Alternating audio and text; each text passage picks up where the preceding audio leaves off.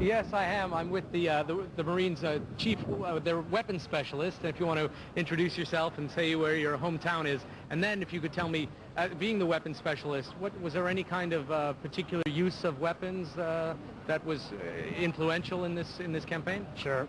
First of all, my name is Gunner Coughlin. I'm a chief warrant officer in the Marine Corps. My hometown is Manassas, Virginia, and currently living in 29 Palms, California, with my wife, daughter, and baby on the way. That I found out since I've been here. What I do is I'm the infantry weapons officer for 3rd Battalion, 4th Marines out of 29 Palms, California. And I can tell you that we've pretty much used every weapon in the battalion's arsenal on the way from Kuwait here to Baghdad finally. So you have a baby on the way. I would assume you're very excited to go home. And very excited. I found out since I've been here that my wife is pregnant.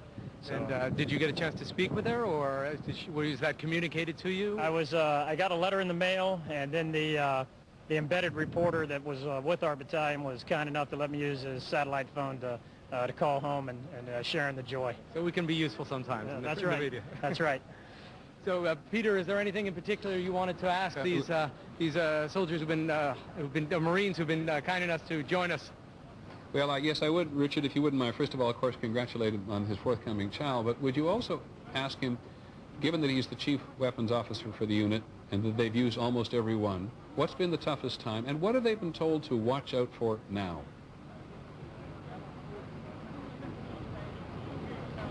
So, as a weapons specialist and coming up, what has been the toughest experience that you've had, and what have you been told to watch out for now, the dangers that lie ahead?